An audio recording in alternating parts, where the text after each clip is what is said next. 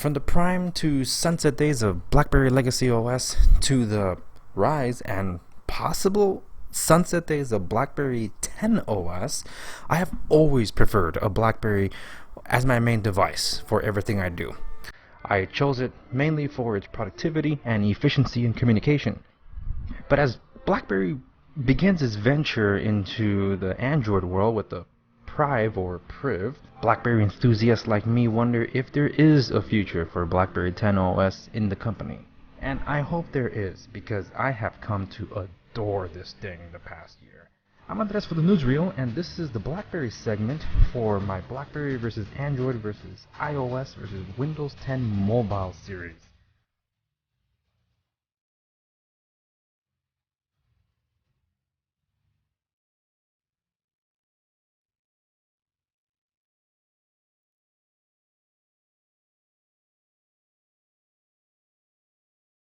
Silver Edition.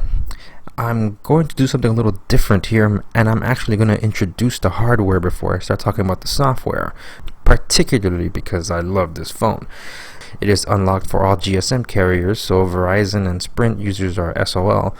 It has expandable memory up to 128 gigabyte memory card, if I'm not mistaken. On the sides here of the stainless steel frame, we have the media keys, as they usually are. We have the 1080p display, 32 gigabytes onboard memory, and we have the biometric keyboard, which is biometric because it's touch sensitive, where you can use it as a trackpad. When you're typing, you can flick up the next word that you want to complete, or you can swipe left so you can erase the previous word, or swipe down to pull up the characters and symbols. This is running the latest version of BlackBerry 10 OS, and I believe it's 10.3.2 point something.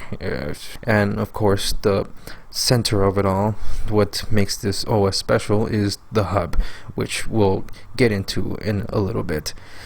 This is the productivity workhorse that I so choose, and I love that it has the stereo speakers at the bottom because they do a really good job. It compensates for me not having my HTC Boom Sound speakers on. What I love most about BlackBerry 10 OS is being able to get to the hub, where it has all of my emails, text messages, and social network communications in one spot, and I can get there from anywhere that I want. More on that later. A device like this that has a stigma for being considered just business, it's not really known for gaming, and it is available for gaming. And here's an example of me playing Alpha Zero, which is a space shooter game, on a 1.1 aspect ratio, like the Passport, the Classic, and the Q10. It's a little awkward, of course, when you're used to more landscape 16.9 ratio devices, but it's doable. You can use it, and this was just an example of a fluid game that you can use on this, and there's other titles available in the BlackBerry app world with BlackBerry World, such as titles from Gameloft. Now, another thing that BlackBerry is not well known for is good cameras on their BlackBerry devices. Of course, the cameras were on par with whatever was available at the time, but they weren't outstanding. In the case of the Bold 9900 series, for example, it didn't have autofocus, it had continuous focus. Well, here we have a 13 megapixel optical image stabilized camera for the rear shooter, and I do feel it's better than the previous Passports, because I did have the red version for a time, and for some reason I feel that this camera is better. It could just be me, it could be the software enhancements, since it has been about 9 months in between those, but well, anyone's guess. And when they complain that, hey, there's no apps here, and you really want Android apps, you can sideload them. Or, like I did, you can actually install the Google Play Store. You can Google search for Crackberry Cobalt, and you'll have all the instructions and APKs there, so you can actually get Google services working on any BlackBerry device that's running 10.3.1, I believe, and above. And here I'm actually using the YouTube app, the actual YouTube app that's linked up to my Gmail account. I am able to download and use about every app that I use on my Android device here on this BlackBerry Passport. Of course, there will be some that will have some issues working because they require non-altered Google services patch, but for the most part, it's been working excellent. BlackBerry did introduce their own BlackBerry Assistant with BlackBerry 10 OS, and it does a pretty good job on this device. It works better than the previous models because it has more RAM, it has a more powerful processor underneath. But if that's not your fancy, well, I also use Cortana, which is the Android app, and it works pretty well. The only problem is it doesn't synchronize with my calendars, but other than that, it synchronizes with my Microsoft account. So it's my Windows devices and the Cortana, and on the actual Android device it works. So it's really fun to be able to talk to Cortana on this device and have the experience still be the same if I switch to my other devices that I carry around. What I haven't gotten entirely used to is the whole layout of the grid icons and such, because, well, I'm so used to theming my BlackBerry, but more on that some other time. This right here is a third-party app called Neutron Music Player, and it is hands down the best music player on any platform. And I kid you not, this is like for true audiophiles. There's a plethora of settings that you can mess and manipulate with just about anything you can think of that goes into audio consumption. And in my case here, it's been my default music player since the BlackBerry Playbook OS days. And for the first time, I'm actually going to give you an audio sampling of what the processing power is on this application that, for the life of me, I don't understand why BlackBerry has not purchased from the developer. But here is the main title sequence from Danny Elfman's Batman, on the BlackBerry Passport's stereo speakers.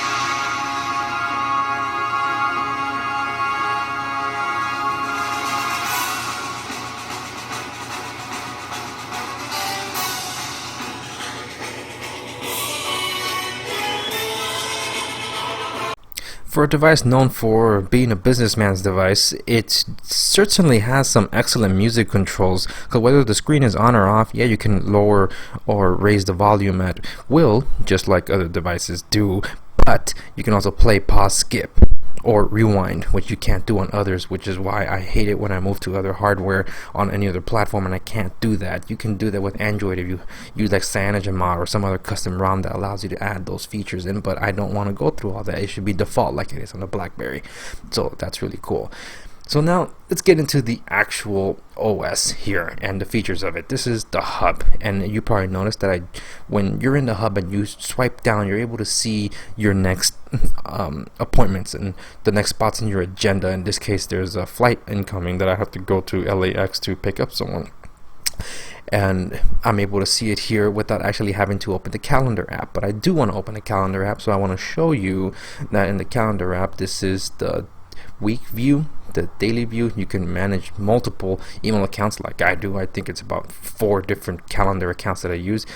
The month view, and I'm using the dark theme on this calendar. See, the default calendar is so good, so powerful, and so intuitive that I don't see a need for a third-party application like I have to do on other platforms. So the experience here is just overall incredible, and I'm not lacking anything.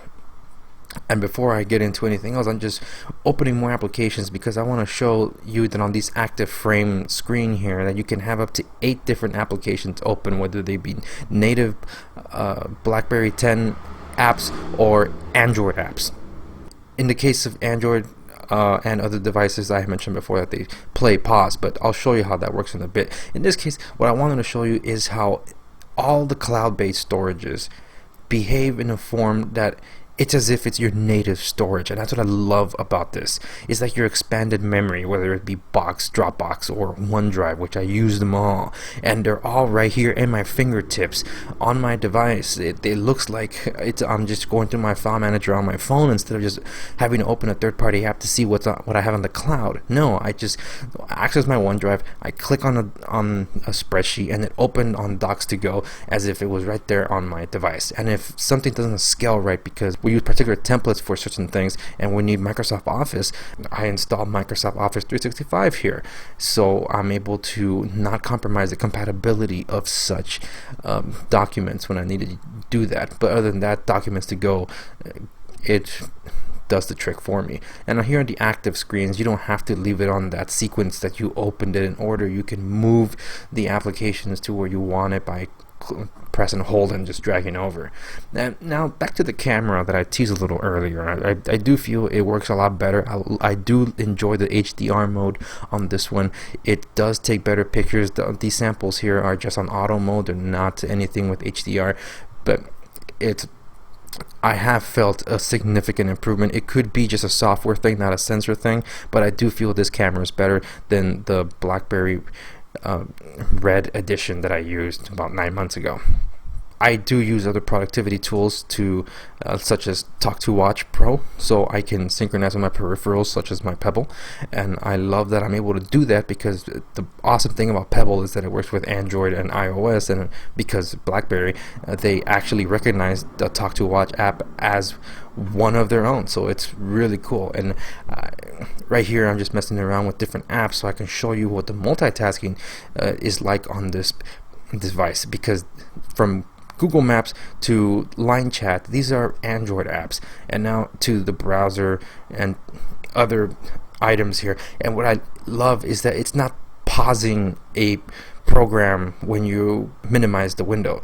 It's actually still running in the back, which is why you can't open more than 8, because then you're going to be draining the memory on your device and it'll just crash.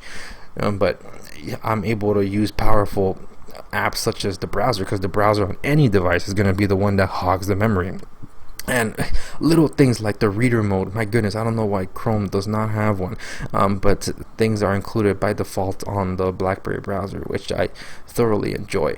And I'm glad that it's all just here. I don't have to sideload anything else. But overall, what I love about the software is that it's smooth, it's efficient, it can run Android apps, and it has power productivity tools that are already baked in. But because of the BlackBerry Android devices, I don't know what the future is like for this particular phone. I don't like that I have some Bluetooth issues, because for some reason I noticed that my peripherals, such as my Bluetooth headset or my watch, would disconnect more often than not with my Bluetooth connection, and have a hard time trying to get it back on. And of course, the big one, that I can't use my passport on Verizon. I wish I could.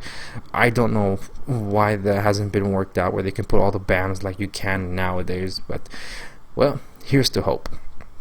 Hey, thanks for watching the BlackBerry segment on this BlackBerry versus Android versus iOS versus Windows 10 Mobile.